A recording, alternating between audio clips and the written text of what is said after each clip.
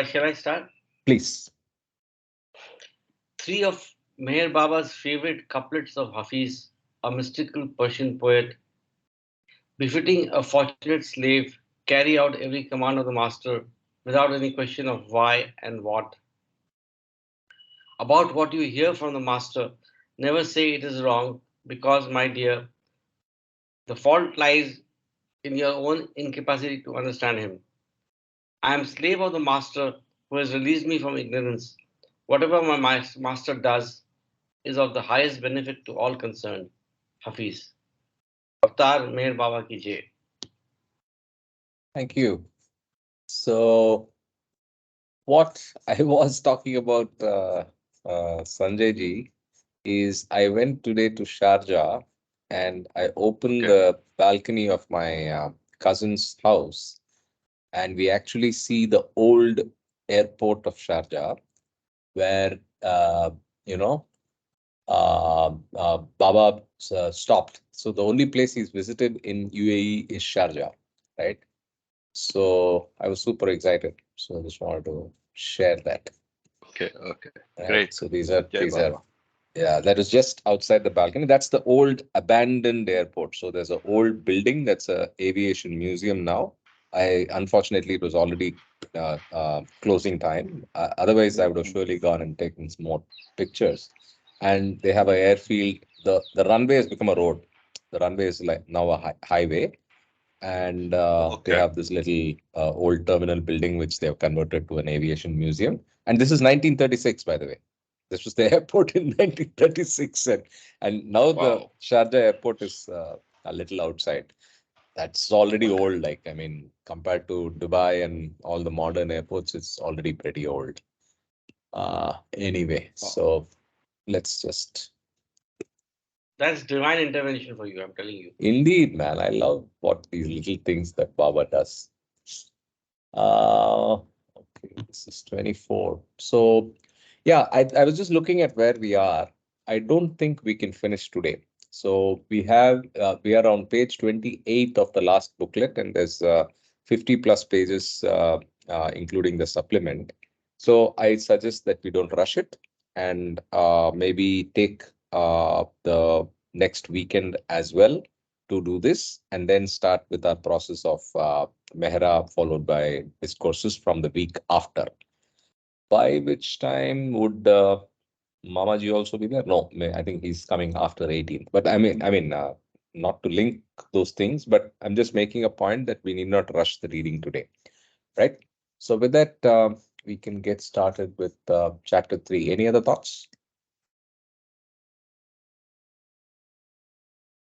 Okay. I think about 30 pages we should be able to complete by next Saturday, it looks like. Yeah, Sunday, and if maybe we we'll are have to. Yeah. Sunday, we'll decide. If Yeah. we can do Sunday discourses and then get Yeah. started. Yeah. That's the most likely scenario, I think. Yeah. Yes, agreed. ठीक है. Avtar Meher Baba ki jai. Maybe I'll start reading for a bit and then we keep rotating. Yeah. Chapter 3, Contacts During Baba's Seclusion, 22nd June to 31st July 1949. Some things have an unpredictable destiny. About a year ago, I was on the top deck of a bus in Bombay and was delighted to observe a beggar cooking his meal in an old steel helmet. Sword to plowshare, helmet to saucepan, such are the quirks in the destinies of instruments of war. This might seem an odd beginning to an account of Baba's contacts during his seclusion, but an opening of this kind may be condoned when we find that Baba spent most of his seclusion in a commonplace, if unwarlike, instrument in a cabin made from an old bus body. But it was, as we shall see, the body of a very special bus. Many of those who read this volume will remember how, in the days before the war, Baba used to travel all over India in a private bus. The chassis, with its 29.5 horsepower engine, was a Chevrolet of 1938 vintage, and the body was built in Bombay to a special design and painted in pale and dark blues. In the early years of the war, however, petrol rationing put an end to these great journeys, and the bus was given by Baba to Saroj, who overhauled her and enlisted her as a public bus in Ahmednagar. I wish Nomita Nomita was there. She's the blue bus person. There came a day, however, when her coach work became too battered to carry on this drudgery, and so the body was taken off and dumped in the garage yard, where its erstwhile brilliant hue blues became ever more bleached and desquamated by sun and rain. This season in the junkyard was, however, a preparation for the final epoch when the body was to be transformed into a cabin that would give shelter to Baba during the seclusion that is the central theme of this chapter. This destiny had been decided upon before Baba left for Mount Abu at the end of February, and the grimy old body had been lifted one day onto a lorry and carried out to Pimplegaon. I think this is more damaged by sun and rain, but we'll check it out. What does desquamated mean? To peel off in the form of scales. So it's very, very typical for car body, paint on a car body. Okay. While Baba was away at Abu, this body was set upon four empty 40-gallon oil barrels in a shady nook between two buildings of the Mandalis quarters. The base was filled in with bricks and mortar, and as soon as the solid foundation was complete, a great deal of skilled work began. Work that was supervised down to the last detail by the indefatigable taskmaster Kaka.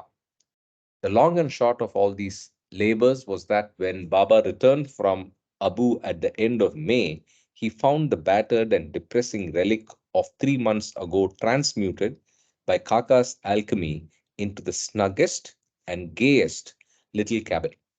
Now, is the Kaka being referred to here Kakabaria? I don't know. I think so. So, Adi Kaka. Adi was also called Kaka.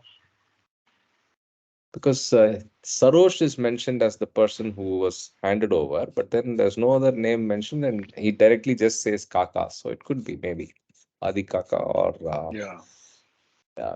okay.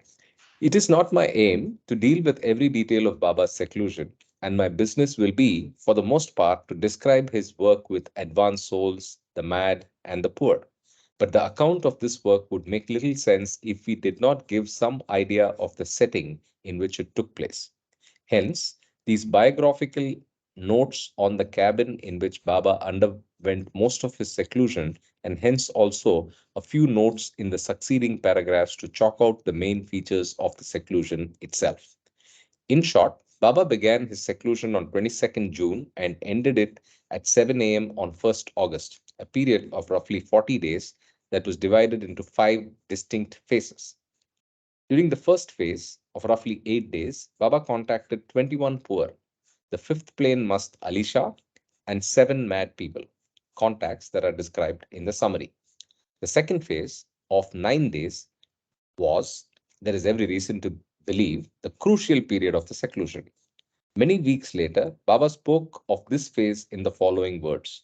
No one, he said, except myself and God, knows what I went through during those 9 days. We cannot, of course, expect to be told what inward suffering Baba endured during that critical epoch, but we may imagine to some degree his physical burden when we learn that he saw no one except Kaka, that his diet was of fluids only, and that he had quite literally only a few minutes sleep each day. Fluids, but no milk taken. The fluids were plain water, honey, and water, milkless tea, etc. Mm. The third phase of roughly 6 days was, in comparison, at least with the antecedent phase, a period of partial relaxation. Thus, although remaining in the cabin enclosure, Baba took solid food once each day, and amongst other activities, he worked with Alisha. We now we come now to the fourth phase of roughly 9 days, the phase that was spent in Pune and was, one is bound to admit, really no seclusion at all. In this context, one remembers a dig that Baba once made at himself. I am consistent, he said, in inconsistency. During this phase, however, Baba made many contacts with Masts and others, and the events and the setting of these 9 days are therefore more relevant to this volume than the other phases of his seclusion. There is still, however, the fifth and final phase to be described, and I must first say a word or two about this before returning to discuss the fourth phase in some detail. The Allow fifth, me to sure, uh, consistency and inconsistency. Does that's it? beautiful, right? Yeah, it's beautiful. It's and does it connote or relate to reality and duality? I am wonder. Can we go You back? could say that I was reminded of the more modern tongue-in-cheek statement of the only thing constant, the only change constant is change itself and stuff like that, right? A lot of statements that have emerged, but Baba Yeah, saying yeah. this is, of course, very powerful. I am consistent in inconsistency. If you want, you can underline it or whatever. Yeah, I think yeah. it's got In a lot fact, I of. should make a T-shirt. This is Ah, T-shirt material. oh yes, yeah, absolutely. Right. But it's quite very significant. It seems to me, Yes. J Baba. Yeah, sure.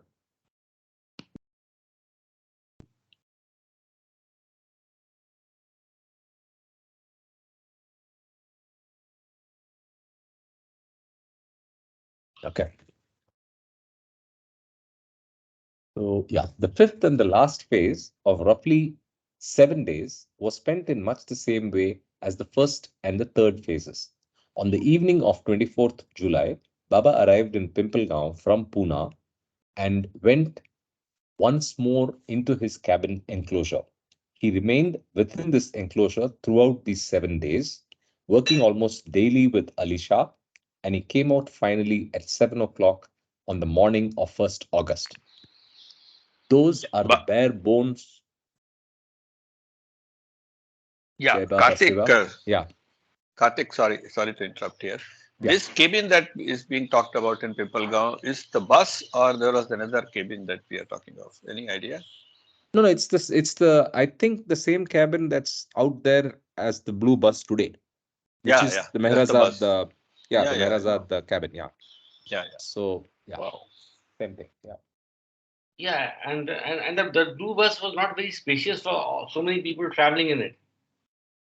Yes, it's a mystery how they were traveled. Yeah, but they used to put all the luggage on the top and tie it up and all of that. So I think somewhere I saw accounts of that. I'm sure Lord Meher will have more. There Yeah, was yeah. There is also a Blue Bus Tours book Book, also a is right? there Yes, probably. Yeah. yes, correct, yes. Jay, correct. Yeah. So I'll continue. Those are the bare bones of the seclusion, and we shall now return to the fourth phase because, as I have explained, it concerns us more than the others. This phase at Pune was, we said, really no seclusion at all, which sounds like an allegation that demands substantiation. We might start, I think, by saying that if Baba were enduring seclusion with a view to earning a greater margin of spiritual profit for himself, there would be some excuse for derogating this phase at Pune as a sign. We may as well be blunt of spinelessness or even willful dishonesty. But such an indictment becomes invalid from the start because we know that there never has been and never will be any question of the slightest spiritual profit for Baba himself, because he is spiritually perfect. He has no personal axe to grind, but he does nevertheless have other people's axes to grind, and to carry through this thankless job, he has extended his consciousness from the shoreless ocean of infinite power, knowledge, and bliss to the choking smog of this wretched yet lovable earth of ours. We would not, if our powers of modeling were limited to building a snowman once in a blue moon, be so presumptuous as to tell Epstein how to pummel his clay into shape. Nor would we, if solving a square root makes us feel like tearing our hair out, dare to advise Einstein how to set out equations concerning relativity or astrophysics.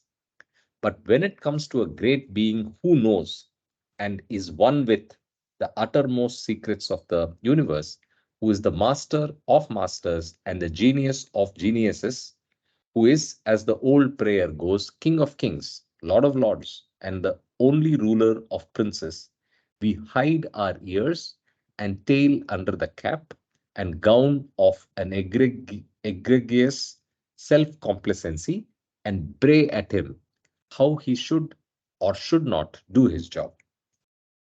You may suspect all this to be an acute attack of grandiloquence, and it should therefore be made clear that the antecedent paragraphs constitute a pigeon, emotional rather than logical, directed imprimis from one department of my own mind to another department of it. Okay, two references before we continue. What is pigeon?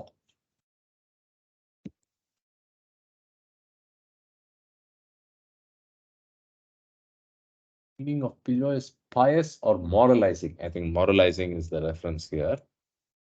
And it should therefore be paragraphs constitute a pigeon. Yeah, more moralistic, emotional rather than logical, directed imprimis. Imprimis is again Latin, but what does it mean?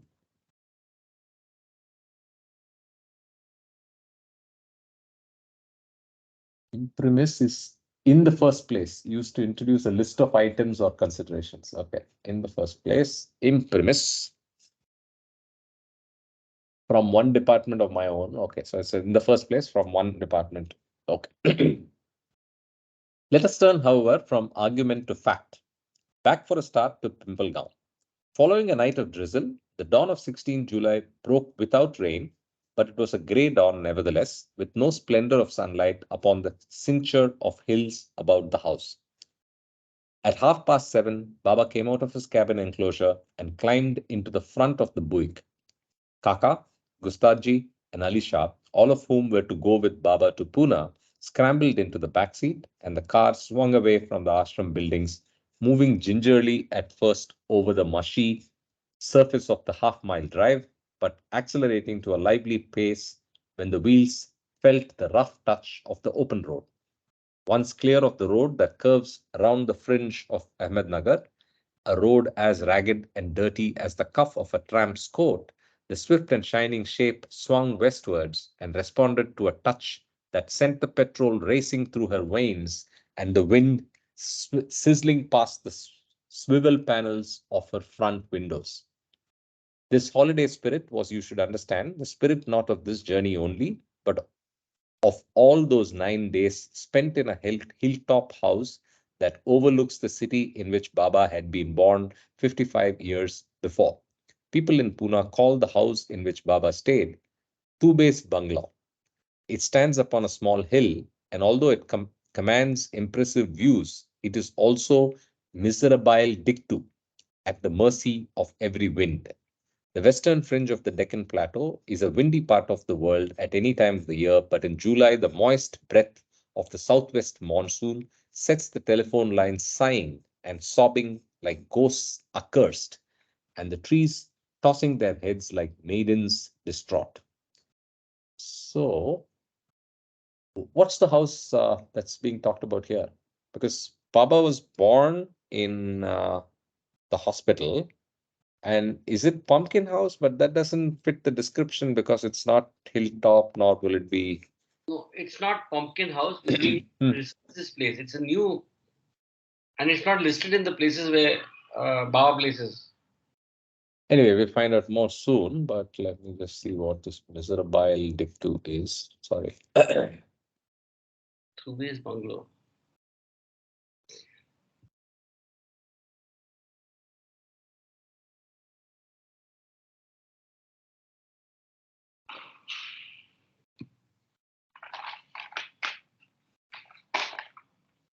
Contextual, as you well know, is it? Wait. Put on the farm.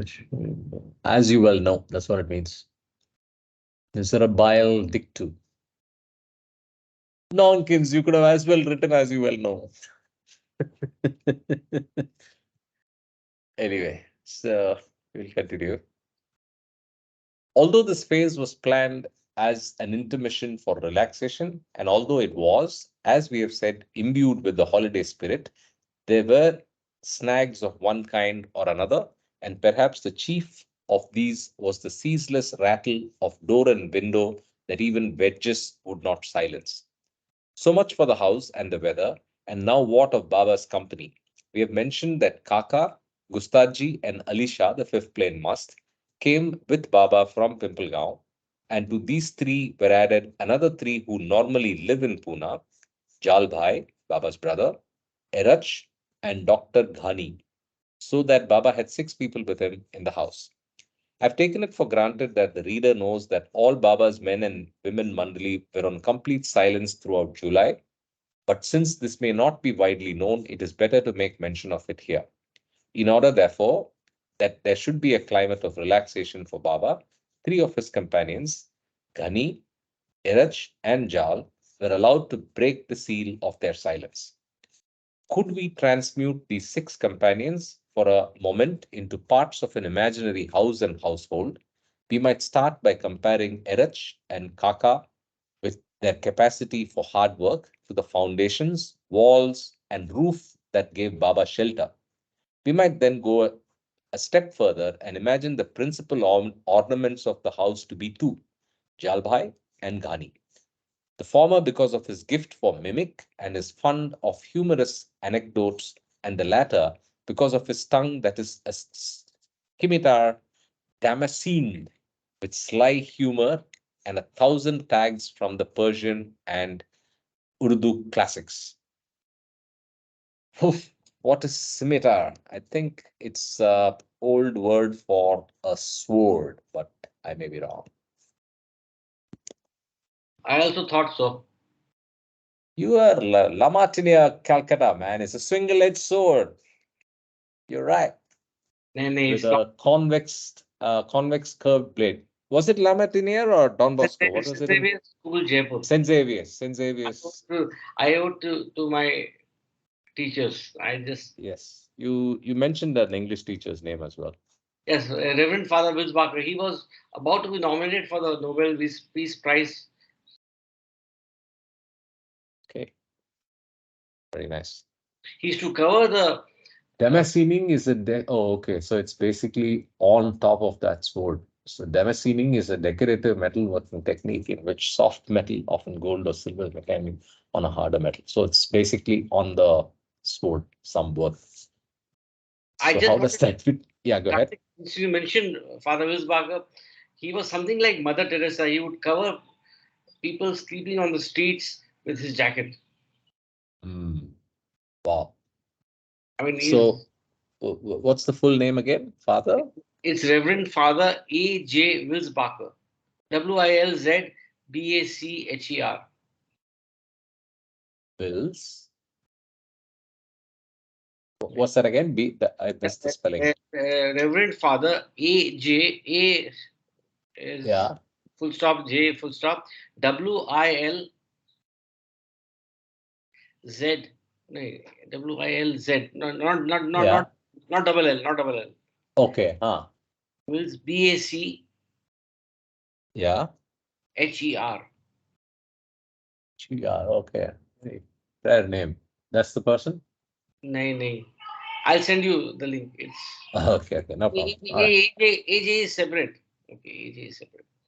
Yeah. That shouldn't matter. Should have still found it. Yeah. Okay. Anyway, it's we are digressing. So let's get back. Yeah. Sorry. Yeah. No problem. So let's continue now. Gustaji, with his friendliness, his complete naturalness, and his habit of nosing about in rubbish heaps, might be compared, may he forgive us for the comparison, to a beloved family pet. And Alisha, the last of these six companions, was his grey beard and nicotine-stained teeth and fingers, notwithstanding, the child of the house. So So Ghani is the sword with all the decoration. So that's the way he's describing it. So the house is basically Eruch and Kaka being the foundation, Jalbhai and Ghani being the ornaments, and Gustaji and Ali Shah, Gustaji being the family pet, and finally Ali Shah being the child of the house. Anyway, that's per his imagination. Now, this mention of Ali Shah brings us to the paradox of Baba's stay in Pune. For having proclaimed it from the housetops that this phase was one of relaxation, of reculer pour mieux sauter, this is French, during the final phase that still had to be gone through, we must now reshuffle our ideas to accommodate an apparent incompatibility. To wit that Baba worked every day with Ali Shah, and that the highways and byways of Pune were scoured every day for musts and advanced souls.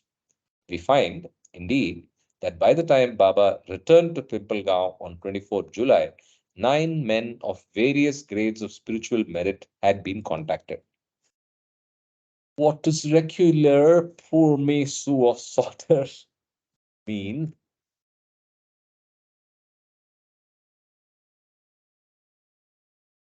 Yeah, thank you.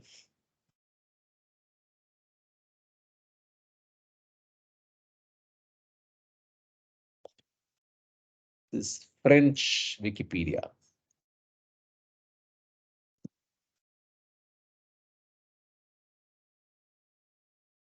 To draw back in order to make a better jump.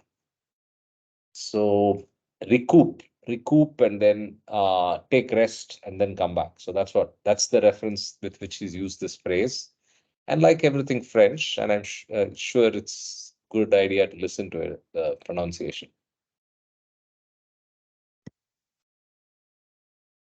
I hope you heard that. If you couldn't hear that, can you please replay a little louder?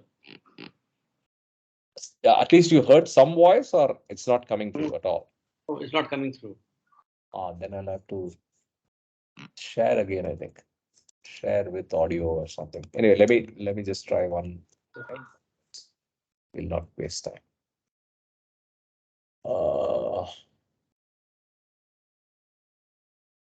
Share.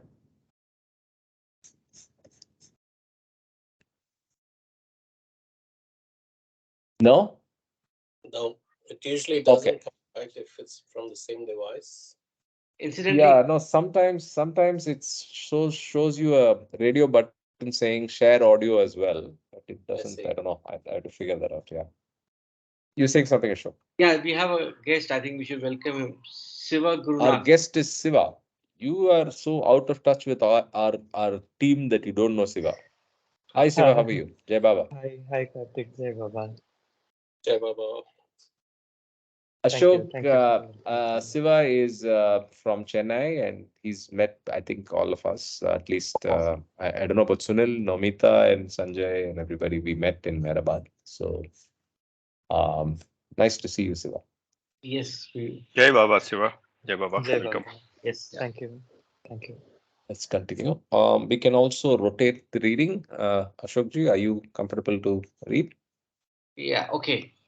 Okay, one knows. One knows to be sure that work is the breath of life to men of destiny, and that their impossible demands and impossible hours of work are both a trial and an inspiration to the lieutenants.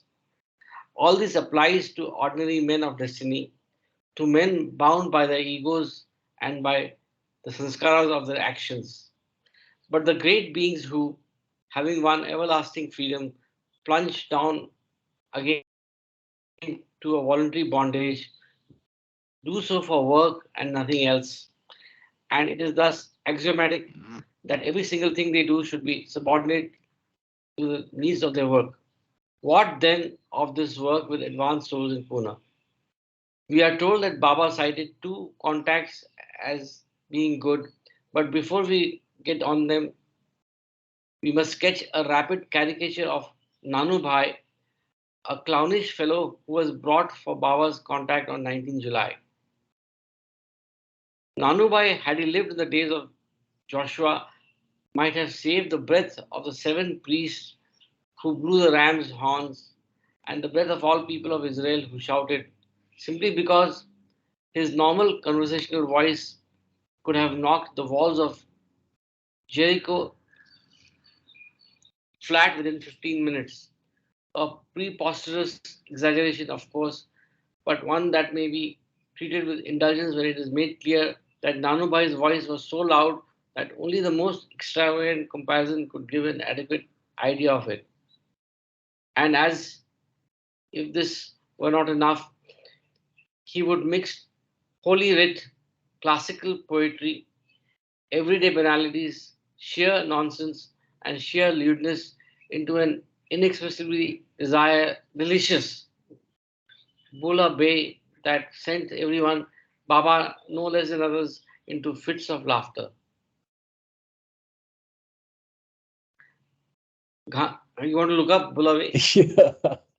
Yeah, it's a Again, French, I think. lot of vocabulary we are learning. Potpourri, a highly seasoned fish stew, or the second meaning, I think, is this more references. Yeah, I think it could also mean delicious fish stew. And of course, I'm not able to play the pronunciation because bouillabaisse, that's how it's pronounced. Bouillabaisse. Yeah. Okay, let's continue. One second. Yeah. Ghani, at a hint from Baba, tried to stem the tide of Nanubhai's resounding verses by quoting opposite tags from his own memory as well. Expect the tide to have obeyed Canute. Ghani, having retired, hoarse and exhausted, Eric stepped into the breach with the simpler and handier weapon of the plain question, and he timed each stroke by posing his questions when Nanubai was compelled to pause for breath. In this way, he put Nanubai through a kind of whatever was exam on odd topics, and Nanubai, as you may guess, gave delightful and unprintable replies to almost every question. I think, however, that we may quote Erich's last question and Nanubai's reply to it. Who asked Erich is greater, Allah or Muhammad?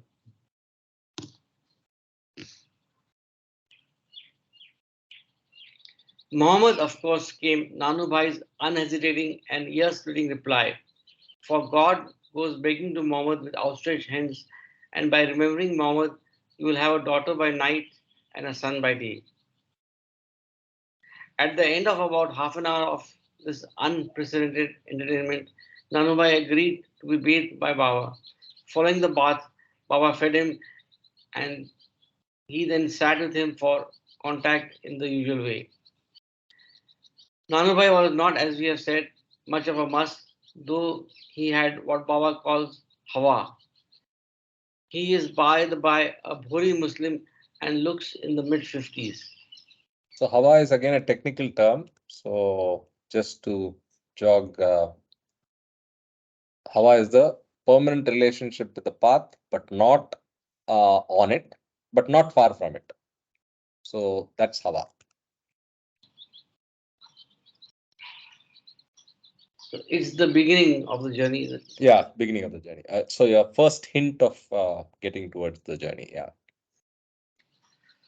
And I didn't understand the context of this answer though, but anybody can throw some light that we could.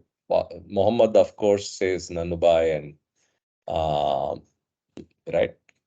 And the question, firstly, I don't know why Erich asked this.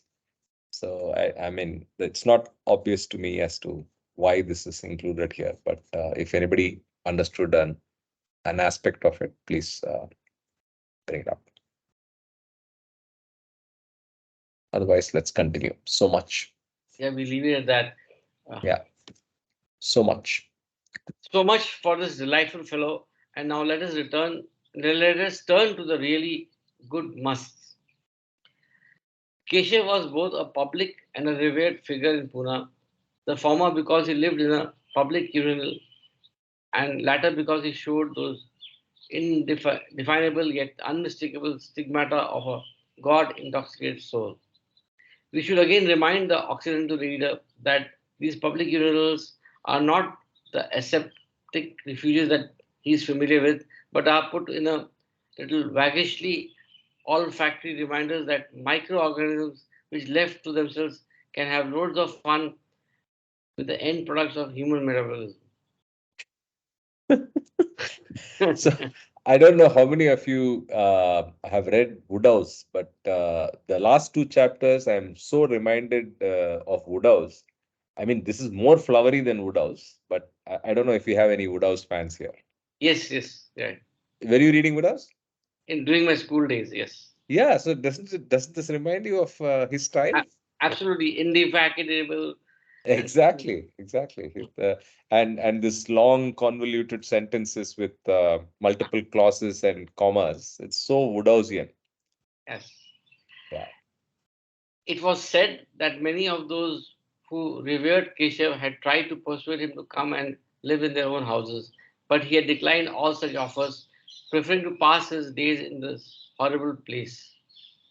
In the second chapter of this volume, and also in the first chapter of the Wayfarers, Baba has given us some of the reasons why these God-intoxicated souls are almost always drawn to live in filthy places. The reasons Baba gave were, as we might expect, fundamentally spiritual, and I have neither the intention nor the qualification to add or subtract from what Baba has told us.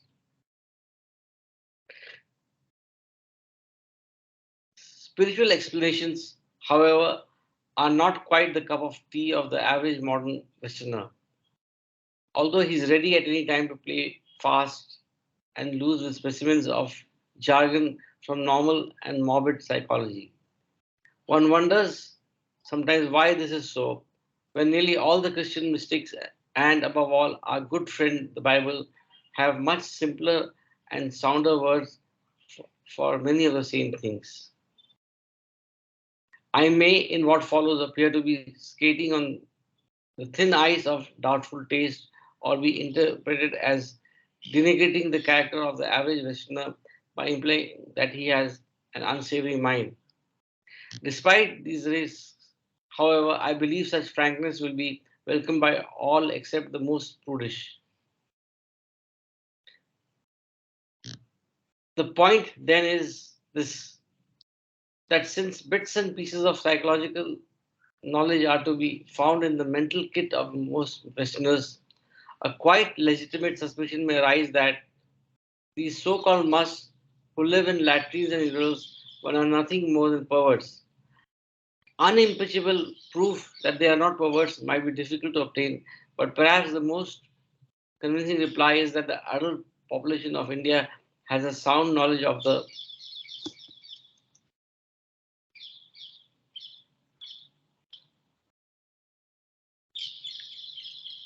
colorful variations of the gondal impulse as the adult population of any country in the world. All right, you say, agree that they are not perverts, but they may not be specimens whose sexuality has reverted to or has never developed beyond the infantile level. And you'll be thinking, of course, of Freud and all that.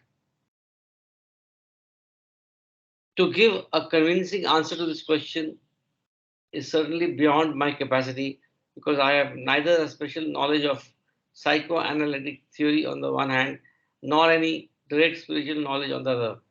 Nevertheless, even after making due allowances for these limitations, it is my sober conclusion that these musts who gravitate to public conveniences are in a different class altogether from those psychoneurotic patients whose sexuality has been blocked or has reverted to the infantile level, and in a different class also from plain psychotics.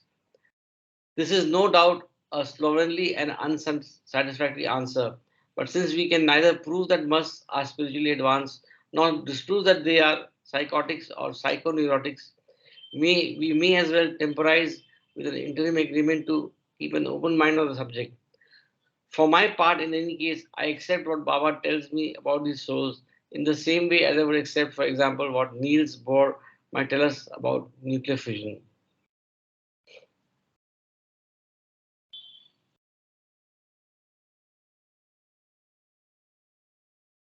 Let us return, however, to Keshav and to the account of Baba's contact with him. With a little persuasion, he was coaxed out of his urinal into a jeep and was brought to Baba's bungalow. As soon as he entered the house, Baba came to see him, and he was invited to the bathroom to be given a hot bath by Baba, which was where the trouble started. No, he protested, and he would not let Baba bathe him, nor would he let Baba touch him. I am like your son, he said. I won't let you touch my feet. Three of Baba's men tried to coax him to allow Baba to bathe him, but he began to struggle and to protest that he must leave the house at once. He even called for the jeep to be brought to the door, and Baba therefore sent Erish to fetch it at once. Erish complied forthwith, and Keshav was ushered out of the door and helped into the front seat of the jeep. We come now to another example of Baba's patience with these God-intoxicated souls. For Ghani tells us that Baba and his men stood round the jeep for almost an hour, cajoling and goading Keshav that he should allow Baba to wash his feet. The melody, as we might guess, was one of an unearthly love, but it was also, know, as those who have witnessed such scenes know,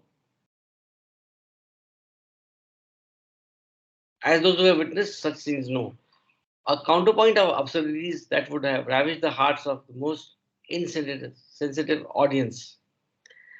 Has not one seen our clumsy Mohammed standing on the veranda at Mehrabad, grasping Baba's light and vivid hand in his horny and grimy paw, while tears of ecstasy fell like nectar from the brimming cups of his eyes? There is to begin with an almost breathless hush until the silence is broken Nolan's volans by prodigious and shameless snips as the tears trickle down inside Mohammed's nose, and another minute has passed. He asks for potatoes for lunch.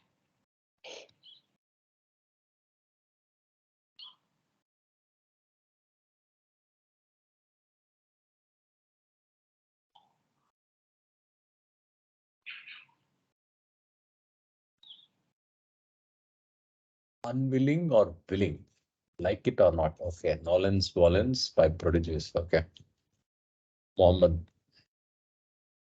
Okay. One may imagine perhaps a scene something like this between Baba and Keshav, the latter drawn to Baba by the magnetism of an indefinable love and yet indisposed to yield to it. Eventually, however, Keshav said that Baba might pour water on his feet as he sat in the jeep. And behold, from that moment, the incomparable flower, a complete capitulation to Baba's will, for no sooner had the water touched his feet than he suffered Baba to do whatever he wished with him. Baba therefore gave him tea, milk, and bread, and Keshav asked for a coat and 1 rupee. These were sent for from the house, and Baba gave them to him and finally sat with him in the jeep for contact before sending him back to his evil smelling urinal near the railway station. Baba has summarized Keshav's spiritual state in terms of percentages. He was, Baba said, a great must, 75%, Jalali and 25%, Jama. No, that's Jamali. I think that's a typo. Oh yeah, So, sorry. yeah. I No, it's a typo. It's a typo. Yeah. Instead of H, it should have been Li. Yeah, it should have been Li. Yeah, correct. 75% Mazub like and 25% Salik like. In conclusion, we should explain that the photos of Keshav reproduced in this volume were taken several weeks after his contact with Baba, and that Keshav died the day after these photos were taken.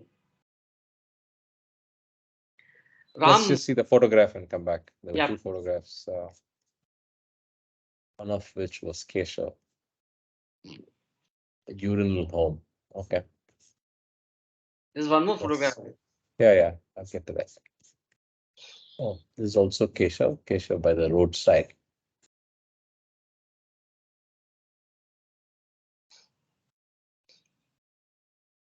Okay.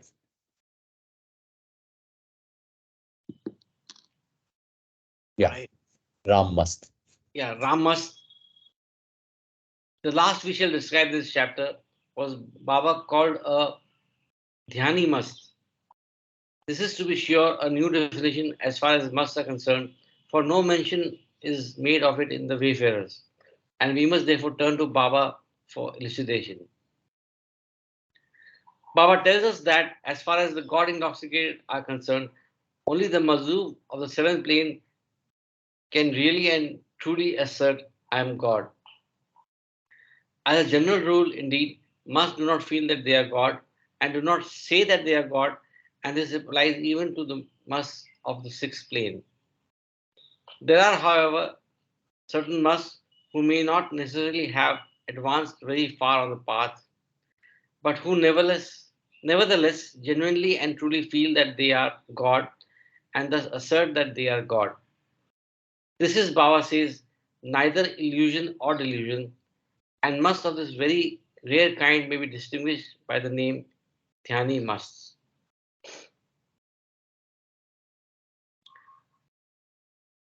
Ram must is said to have earned his name because he lives in the Ram temple in Pune, and Ghani describes him as having a perpetual smile on his face. In contrast to Keshav, Ram must did not resist Baba in the least, and Baba bathed him, clad him in new clothes, and gave him sweetmeats. Following the contact, at a hint from Baba,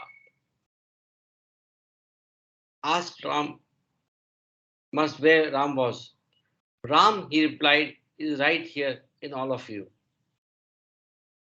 Have you seen Ishwar God? Asked Eraj, again at a hint from Baba.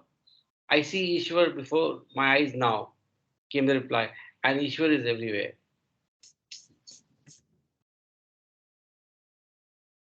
These are all the places covered in this chapter. Okay. So Ahmedabad, Cambay, Baroda, Nadia, Morvi, Rajkot, Junagadh, Mount Abu, Abu Road, Palanpur, Sojat, Ajmer, Allahabad, Baraj, Gonda, Ayodhya, Faizabad, Banaras, Rewa, Gaya, Katna or Katra, I don't know, Jabalpur, Mandla, Sioni, Badner, Akola, Pimpalgaon, Khandal, maybe Khandala, I don't know, Gulbarga, and Yadgir. You to add And Junwania, that was next to Jubalpur. oh, okay, this one. What is Yeah. that? Jumania? No, Junwania. Junwania. Okay. Very bad type. Yes. Then Avanashi, Tirupur, Tiruchirappalli, and Tiruvallur. Okay. So we'll just go to the summary now. So this is a summary of the contacts. We'll just read that. With that, we just go to the index of the book. Yeah. Okay. I'll continue or Yeah, we can also rotate. Shiva, are you in a position to read? Given that. Yeah, I can read from the screen. Sure. Sure, please. Summary So of you can contacts. start from here. Yeah, please go ahead. Sure, Karthik. Summary of contacts. From 8 June 1946 to 1st August 1949. As we open this summary, we find Baba in his temporary headquarters at Rusi's house in Ahmednagar. In the first week of June, he set out on a short tour of Gujarat, going first to Baroda. 8th June 1948, in Baroda, Baba renewed two contacts of the previous year, Chambu Shah and Saeed Badruddin Rafai Shah. For a description of these great musts, see the last chapter of the Wayfarers. Following these contacts, Baba went next to Nadiad. 9th June 1948. In Nadiad, a contact with Jankidas Maharaj, who is the head of an ashram and a seeker widely extolled in Nadiad and the surrounding country. Three sadhus were contacted also, and Baba then went to Ahmedabad. 10th June 1948, in Ahmedabad, Jagannath Maharaj was contacted. A description of this contact is given in chapter 1. Baidul tells us that this meeting in June 1948 was not the first, and that the initial contact was on 22nd September 1947, although no mention is made of this in the last chapter of the Wayfarers. Following this meeting with Jagannath Maharaj, Baba contacted others of secondary interest. Karewala Baba encumbers his limbs with iron rings and asks for a rupee before he allows anyone to serve or contact him. He is generally surrounded by a group of admirers and devotees, and although a mast, is but a mediocre one. Amin Mian lives in a small shrine. As a mast, he is so-so. Majzoob Shah is a nonagenarian who Nonagenarian, has 90-year-old. nonagenarian.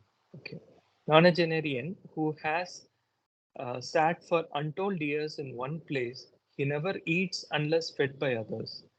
Saidan Bapu lives in a mosque which he keeps well swept, and he too eats only when fed by others. Mohammad Hussain is the must who lives in a public urinal. For his description, see chapter 1. Our must has to be compelled to eat because if you merely hand him food, he will give it away to the first comer. He is a good must. Nasruddin Bapu has many disciples. Gulliwala Bapu is a moderate must who sits in charcoal shop. 11th June 1948, Baba continues his work in Ahmedabad. Bailullah Shah, whom some people call Singarwala, was the Singadwala, I think, maybe. Singadwala. Singadwala, maybe. Okay. Singadwala was the first contact. For his description, see chapter 1. Kasim Bapu goes to the mosque every morning at 5 a.m. and then returns to his home where he teaches boys. He is a seeker. Din Muhammad lives in a little shrine and eats only once a day, and he is a moderate must. Having completed these contacts in Ahmedabad, Baba returned to his temporary headquarters in Rusi's bungalow at Ahmednagar. Just over 2 weeks later, he set out on tour again and went first to Nasirabad. 29th June 1948.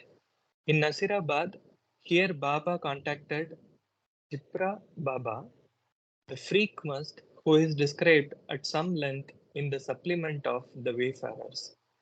From Nasirabad, Baba went the same day to Jalgaon, where he contacted Maulana Huzur, a moderate must who roams about with a bundle under his arm.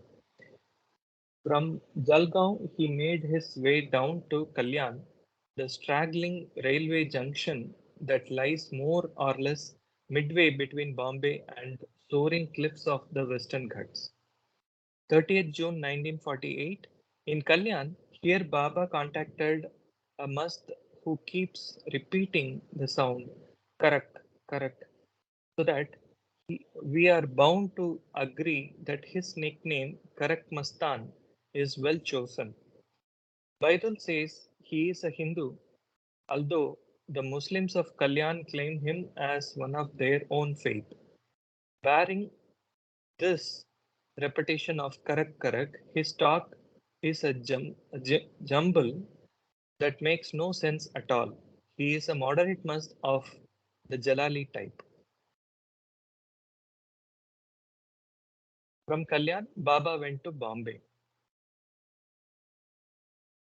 1st July 1948, in Bombay, the first contact was with Ramdas Khatwala Maharaj, whom Baba describes as Dhyani Salik type. He lives in a tenement in Kolaba, a part of Bombay, in which there are many Sindhi refugees. The Western reader perhaps needs to be told that these Sindhi refugees are Hindus from Sindh, now a part of Pakistan. and that these Sindhis fled to India after 15th August 1947. Khatwala Maharaj was brought by these particular refugees with them uh, when they came from Pakistan to India. Marathan Mai is a very good Mastani. She is described in chapter 1.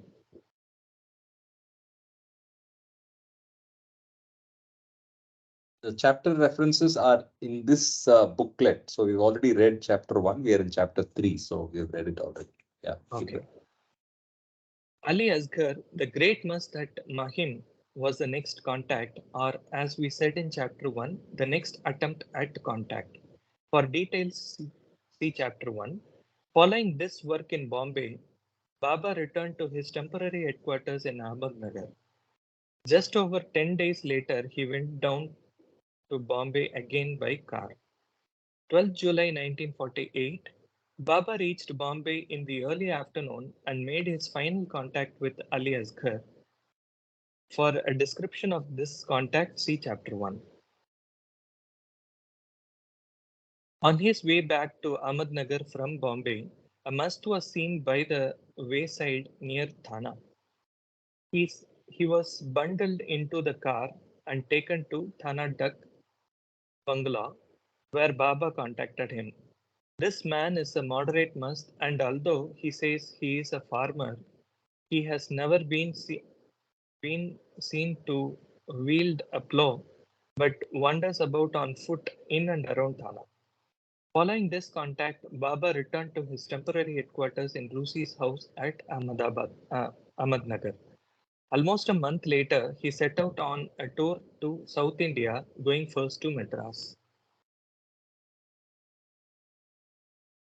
10th August 1948, in Madras, Baba's first contact was with a mast known as Kalgiri Pir, and the description of this contact is to be found in chapter 1.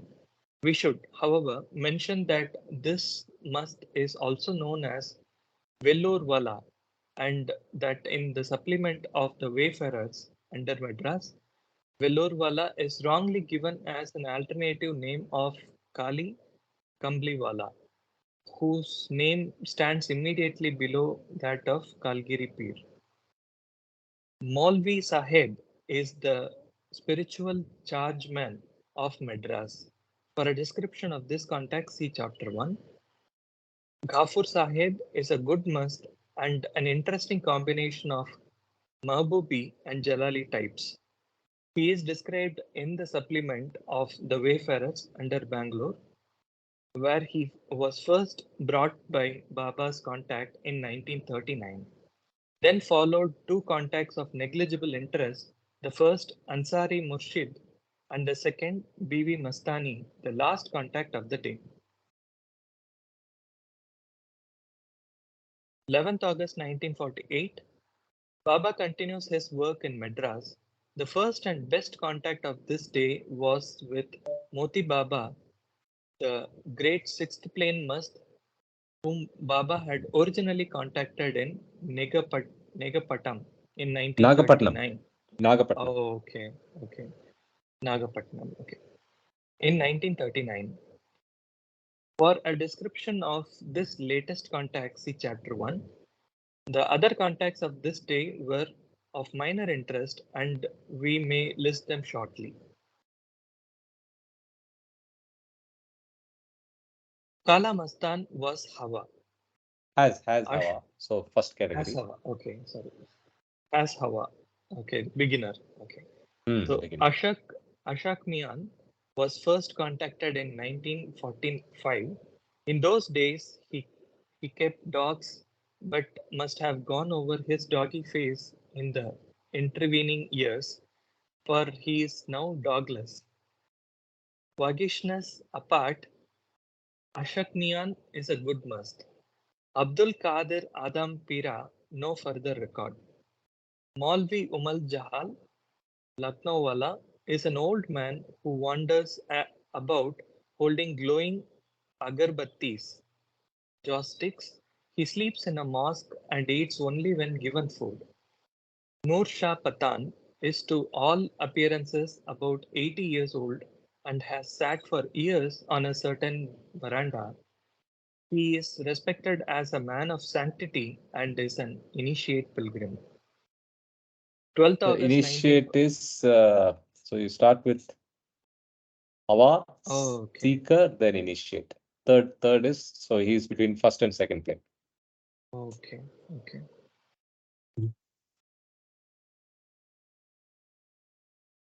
Yeah. 12th August 19. 12th August 1948. This was the last day of Baba's work in Madras. 2 contacts only, neither of much importance. The first was Pir Mastan Nagurwala, who sits under a tree year in and year out. The second was Abdul Qadir Pasha, a peripatetic must who nurses a bundle under his arm. From Madras, Baba and his men proceeded to Tiruchirappalli, I think. Tiruchirappalli. So, given you're from Chennai, any of these names ring a bell, Siva? No, Karthik. No, right? For me too. But only Nagorwala, I'm wondering if it is there's a famous dargah in Nagor, right? And there is this saint called Nagor Hanifa, right? So is that the reference here? Maybe, I don't know. But otherwise, I agree with you. None of these names may ring a bell, but I'm not as familiar with Chennai as probably you. Just for geographical reference, Nagaur is in Rajasthan. No. This is not that. Oh, This is Nagor. I'll show you. Nagapatnam. Nagor is the another name, another way of referring to Nagapatnam. Oh. And Muhammad, the deity or the Lord is referenced as Nagur Andavar. Nagur Andavar, Nagur Hanifa. Yeah. Oh, thank you. Thank you for see this. Here, Nagor Dargah Sharif. Now we'll see if that name shows up. Shahul Hamid. Yeah. Oh, it's not Hanifa, it's Shahul Hamid. Sufi saint Shahul Hamid. And what is the name of Dargah Bawa? Sayyid Abdul Qadir Shah. What is the name we saw? Pir Mastan. So it's somebody else. Oh, Abdul Qadir Pasha. So this is the one. Abdul Qadir Pasha Al Hamid Nagori. So this is the same. The second was Abdul Qadir Pasha Peripatic Mas. Oh, but then the period doesn't match. Yeah, period is this is the old Dargah. It's 1504. Whereas this is a contact Baba made. So this is another what is peripatetic? Let's just check that as well. Donkins makes us do a lot of work. He's from a different era, actually. A lot of words are relating to or given to walking. So walking guy, itinerant. So it's basically wandering with a bundle. Remember, he said with a bundle. Yeah, who nurses a bundle. Yeah. Okay. Let's continue with 13th August. 13th August 1948, in Tiruvallur, or to be more precise, between Tiruvallur and Nagapatnam, this was the day on which Baba made his final contact with Chatti Baba. For a description of this contact, see Chapter 1. From Tiruvallur, Baba and his men went by train and bus to Avinashi. Avinashi is the local pronunciation.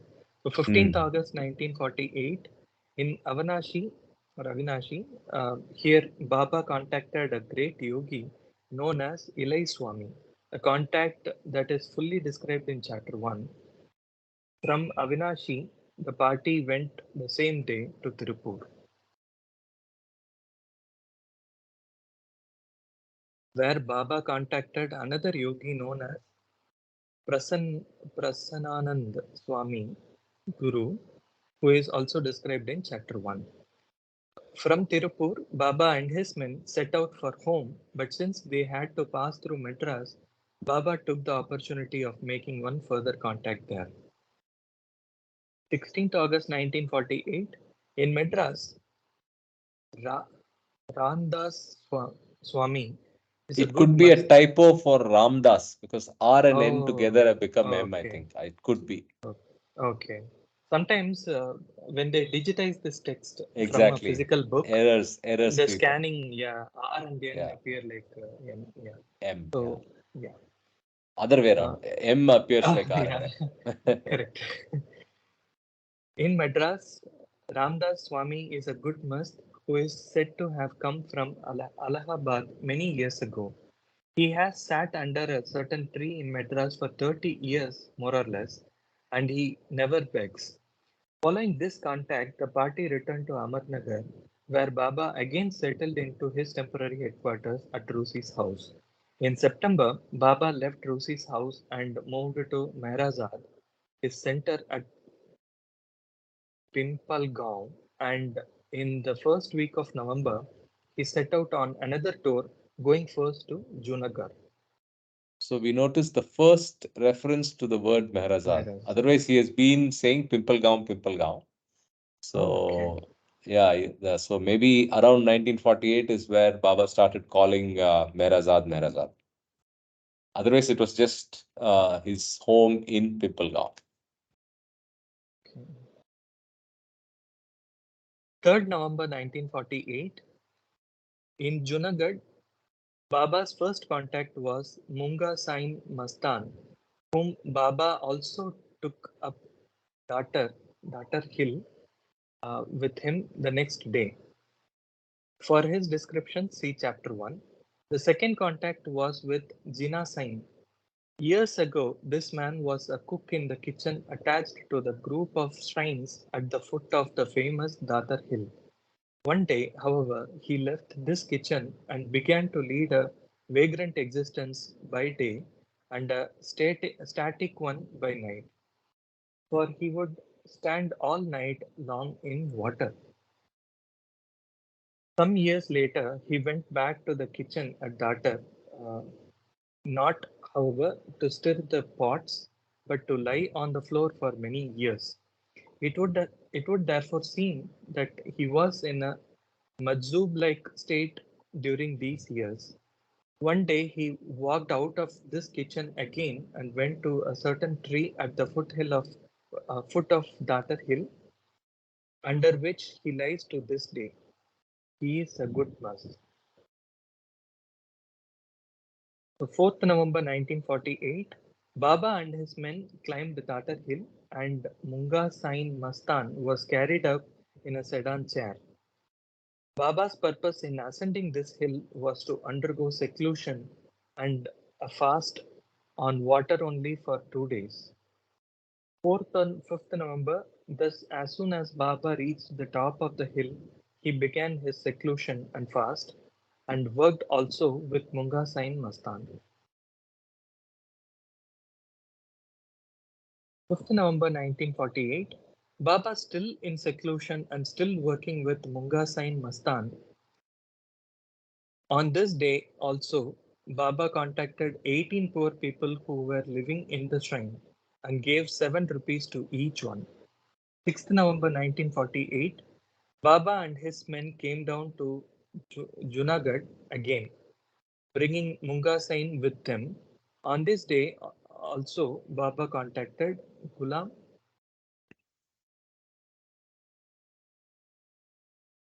Nabi Nanga Mast, who sits in Puri's Natmali Bus. Puri Natmali Bus in a room. Could mean These. could mean naked. I don't know. Check. Okay. Police. No, that's not even a common usage.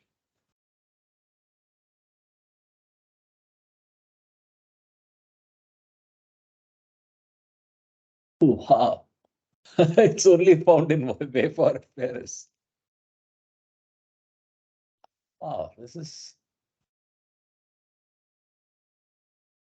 very rare. Nice.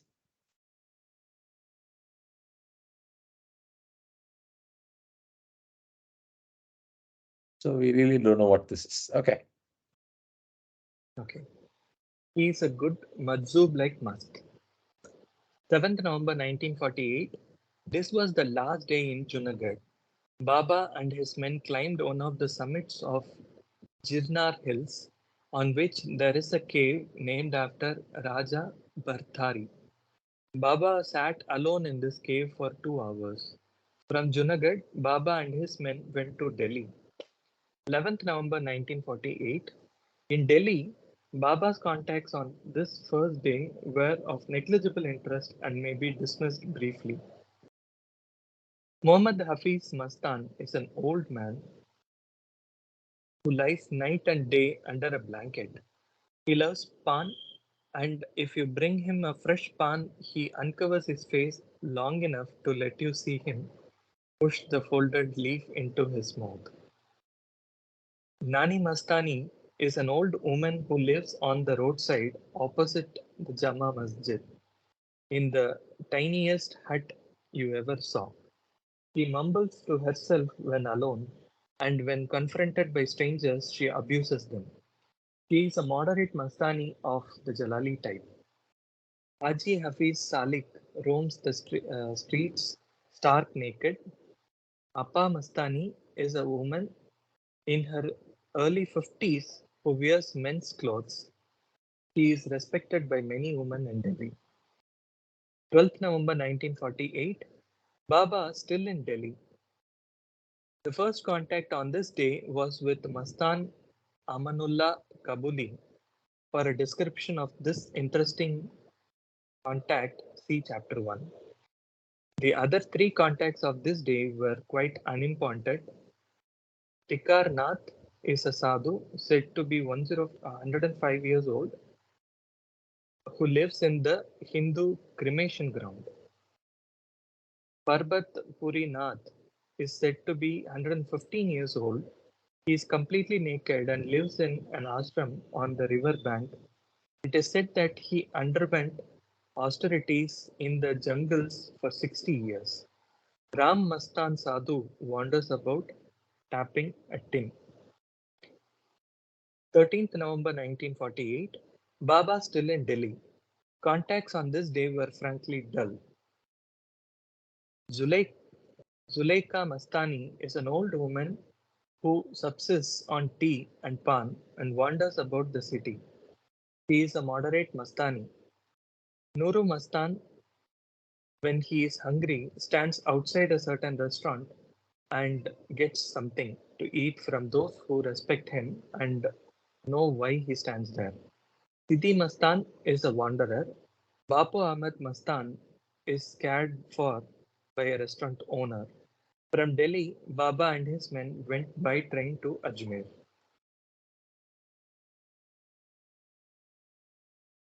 14th Uh, November 19.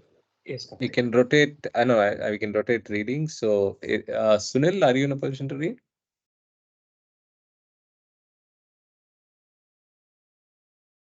Or Sanjay ji? Either or. Okay, Karthik, you want me to read? Yeah. Yeah, please. From 14th November 48. Okay, just one moment, sorry. Nikki, bye. Sure, sure.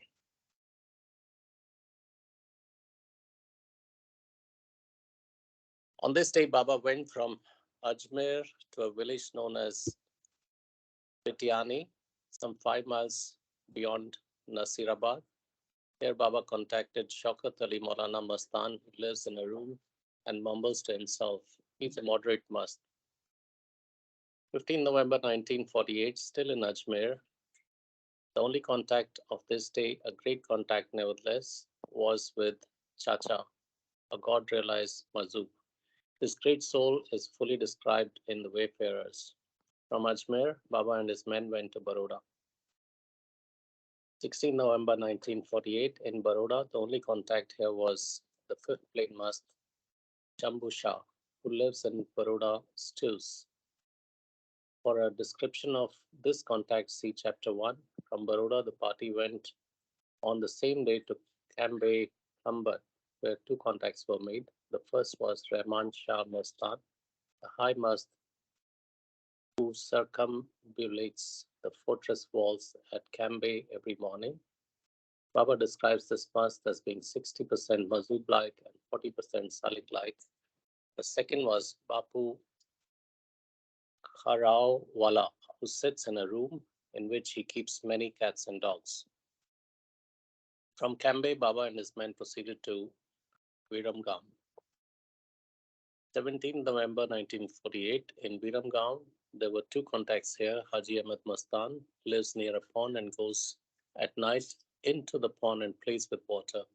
If people give him clothes, he wears them for a time, but he's often found naked. Haji Karim, the second contact, has been celibate throughout his 70 years and has lived for many years in an upper room. He's a seeker. From Viramgam, Baba and his men went next to Morvi. 18 November 1948, in Morvi, here Baba contacted the very great mast known as Mazub Ali Shah. For an account of his contacts, see Chapter 1. Thence to Rajkot. 19 November 1948, in Rajkot, on this day, Baba contacted 150 poor people who were called to the dark bungalow for this purpose. To 75, he gave 10 rupees each, and to 75, 1 rupee each. 20th November 1948, still in Rajkot, two moderate musts contacted Neki Mastan and Majnun Mastan, both of whom sit under trees. From Rajkot, Baba and his men went next to Ahmedabad. 21st November 1948, in Ahmedabad, Baba's work was to contact 140 sadhus in Jagannath Maharaj's ashram. For an account of this episode, see Chapter 1. Baba then made following contacts. Puran Swami is only remembered as Swami. Harihar Maharaj is an advanced yogi who stands like a sleeping bird on one leg. He apparently stands like this both night and day, and he hides his face by a wheel and has a companion who stands by his side ringing a little bell. Krishnan Sadhu is a sadhu. Majnun Mastan is an old man and a good mast who has lived in certain shrine for some 30 years. Said Nabi Mastan is a good mast who is well known in Ahmedabad. He used to sit on a certain bridge in the city, but now lives in the shrine of Ganj Ahmad Shah. I was pleased with this old man. From Ahmedabad, Baba and his men returned to Ahmednagar via Bombay. This was the time of great cyclone, and in the train which Baba was traveling was held up at Bulsar and also Borivali, so that party arrived in Bombay 24 hours behind time. From Bombay, Baba returned to his headquarters at Pimpalgaon. In January 1949, Ali Shah Babji was brought to Pimpalgaon and stayed there for about a month. Baba worked with him every day in the usual way. Towards the end of February 1949, Baba went with a small group to Mount Abu, arriving there on 1st March. At the end of the first week, he set out on a short tour, going first to Ajmer. 8th March 1948, in Ajmer. On the morning of this day, Chacha, the 7th Plain Mazub, was carried in a sedan chair to Taragarh. He remained there for 8 hours, and Baba sat with him, fed him, plied him with tea and cigarettes. Baba then said that his work with Chacha was finished and gave him his own coat, which Chacha put on. Baba also gave him a blanket and a new turban, and Chacha was then carried down the hill again, taken back to his hall near Paja Sahib Shrine. 9th March 1948, Baba still at Taragarh, the ancient fortress which overlooks Ajmer. On this day, Baba contacted 44 widows, giving 5 rupees to each. It appears that these widows live in Taragarh and are all Shia Muslims. I was wondering, Karthik, Yeah. while we were reading earlier, Mhm. that it's a kind of a wild thought. I tried to correlate what's written on these dates, what's written in Lord Mayor. Okay. and see the account of the dates that are mentioned here. Mm-hmm. Does it interest others if I switch over and read Yeah, what sure. happened around these dates? Sure. Yes, yeah. Yes, Okay. please go ahead.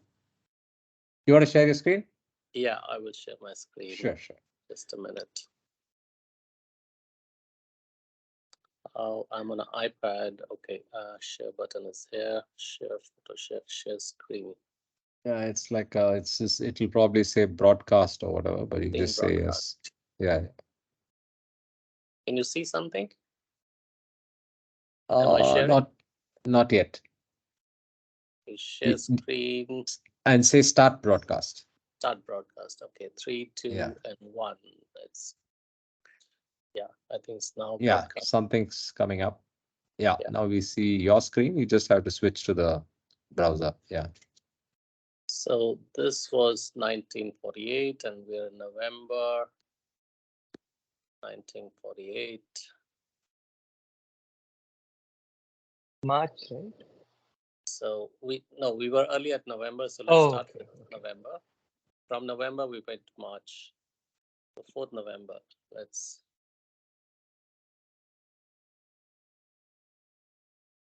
so Baba left Mehrazad at 6 o'clock in the morning on Monday, 1st November, for his second Mast tour in Gujarat on 1948.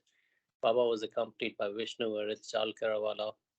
Adi Senior drove them to Bombay, stopping on the way to Bindra House, where Baba gave darshan to Gadikar and Vittal Borke families, among others. So this gives us a perspective on what else Baba used to do besides Correct. what he did with Interesting. the Masts. At Baba's direction, Baidul, Chagan, and Gustaji went by train to Bombay. Jal took a train to Nagpur, and Baba and the Mandli boarded the Kaithawar mail train at Kathiawar mail. Kathiawar mail train at 6:30 p.m. On 3rd, Baba contacted two Masts, Munga Sai, Jina Sai, and Janagar. In the middle of the night, Baba entered Dargah, Muslim shrine in Janagar, where he found the room to sit in seclusion. There was a veranda outside the room with a single bench on it. During travel, the men would take turns on watch near Baba. While Baba was resting in the room, Gustaji was seated on the bench keeping watch. When Baba began snoring loudly, Baba used to snore. Interesting. Gustaji thought it would be a good chance to urinate, so he began looking around for a suitable spot. He had already undone his trousers and was just about to urinate when he heard Baba clap. Hurriedly, he fixed his pants because Baba continued clapping loudly. When Gustaji went to him, displeased, Baba gestured, I have been clapping and clapping. Why didn't you come at once? Gustaji kept still, and Baba mentioned to him, go back and sit on the bench and do not make the slightest movement. Controlling his urge to urinate, Gustaji went and sat on the bench. After a little while, Baba clapped. Oh, what did I do? Oops, I think it's the next hit of 1948. Controlling. Yeah, just scroll up. Scroll up, yeah. Controlling his urge to urinate, Yeah. Gustaji went and sat on the bench, and after a little while, Baba clapped again and mentioned to him that he could relieve himself now. Dawn was breaking outside, and when Gustaji went to that side of the building where he had previously gone, he saw to his astonishment that there was a huge lake there. Had Baba not clapped at the moment when he did, Gustaji would surely have fallen into it and probably drowned. Since he was silent and would not have been able to call for help, although Baba was snoring loudly, his sleep was conscious, and thus he saved Gustaji from this accident. On Thursday morning, 4th November 1948, Baba climbed the thousands of rock-carved steps leading up Datar Hill. The hill is so named as it is associated with Bapu Jamal Shah, also called Datar, who was God-realized being of past centuries. Datar, as the legend is told, had taken Jivan Samadhi. He had himself buried alive in a cave in this mountain. Old Mast Munga Sai was taken up the hill in a litter, and Baba, who remained fasting only on water, worked with him in seclusion for 2 days. Munga Sai was Mazub-like unconscious of his body, and Baba would feed the mast himself. On top of this hill, a small group of aspirants were living and leading simple ascetic lives devoted to God. They were like monks. Baba praised them, commenting, I have visited temples, shrines, ashrams, convents all over India and many foreign countries as well, but I have never seen aspirants living a life with such exemplary simplicity, consisting solely of spiritual aspiration, selfless work, and mortification of material desires. The austere diet of these hardly ascetic was only porridge and coarsely ground wheat boiled in water. The next day, the fifth Baba washed and laid his head on the feet of 18 of these aspirants, giving each 7 rupees as his prasad.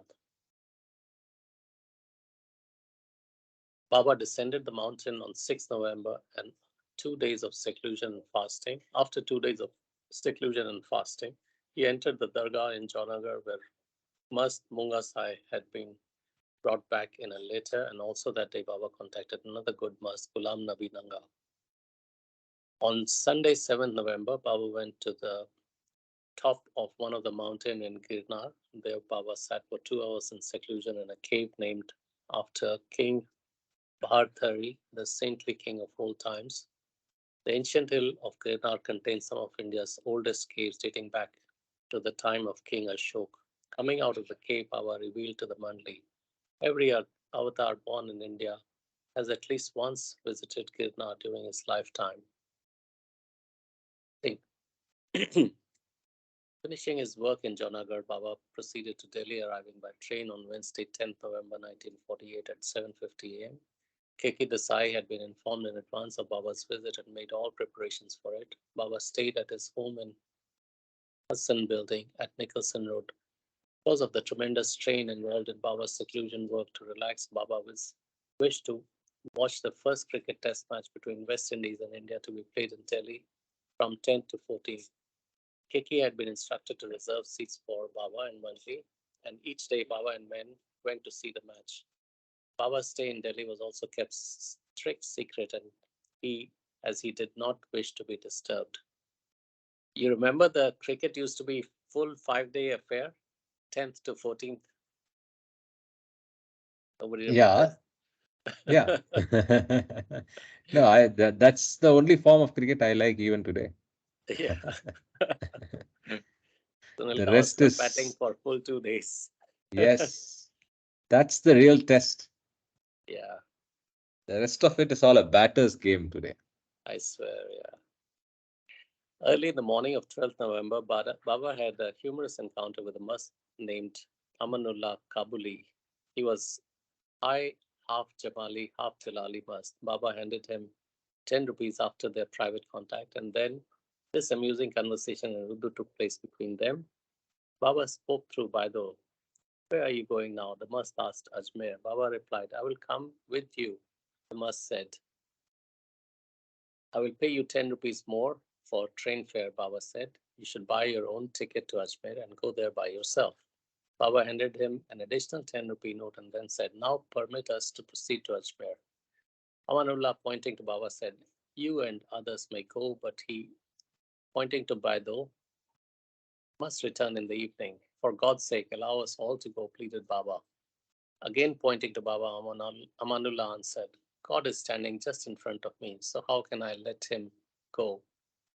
Baidul chatted with him about various mundane things and tried to extract his permission to leave. Amanullah finally gave his consent, but turning to Baba, uttered, inwardly, I will constantly be sending you my love telegrams. You may be neither east or the west, but my love cables will be so powerful that they will drag you back to me.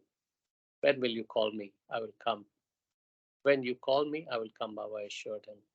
Manullah replied, uttering his couplet with Persian, wherever I cast my eyes, I see only you.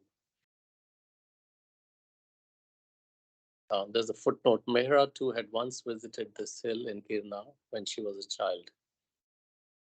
Maybe we should go to Girnar. Hmm.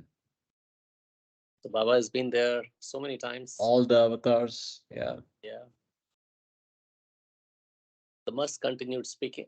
Karthik, stop me Yeah. when it's time. I Sorry, think- I hijacked I the think agenda. we are no, that's fine. It's a good deviation or Deviation. distraction or whatever. And But yet I think complimentary. complimentary. And I think we'll do more of this. We just need probably another few minutes to finish 10 or so pages. But I think we can do it next Saturday. And Okay. alongside, we could do what you did today, right? So we could do the same thing. Just because we have like an hour and a half next Saturday, and we just have we just have 10 pages or lesser, and these 10 pages are also very quick because they're just one column in the middle that has the text. So I think we'll do more of this on the next week and kind of wrap up the book by Saturday, and Sunday we will start this courses. All right. You want me to continue here or continue the discourse, the other one, Wayfarers? No, we are out of time actually. So if We you are want, out of time now. yeah, We are out of time already. So let's stop 7:30. here. Yeah, we'll stop here. I'll stop. I'll make a note as well and stop here. So 44th page we have finished, and then 10th March 1948 is where we need to start. But then we'll do some of this Lord Meher co-reading as well. Yeah, or maybe if time permits, everybody can read Lord Meher, and then it'll be interesting to correlate. Then And we don't discuss, have to yeah. spend so much time, on Okay. both. So, sorry, Or the we can thought do just another occurred thing. to me. Yeah, it's a good idea because it was nice to see the variety of things that happen on the Yes. same day Right. versus seeing only one aspect. Correct. What we could also do is finish the 10 pages quickly Mhm. and then spend the rest of the because I don't see that taking us more than 15-20 minutes because it's I Okay. was just noticing it's just a minute or two per page. So Right. maybe the first half an hour we finish reading the book, the summary, and then we'll spend the rest on Lord Meher for these dates and see more color and more diversity and see how Sure. it goes.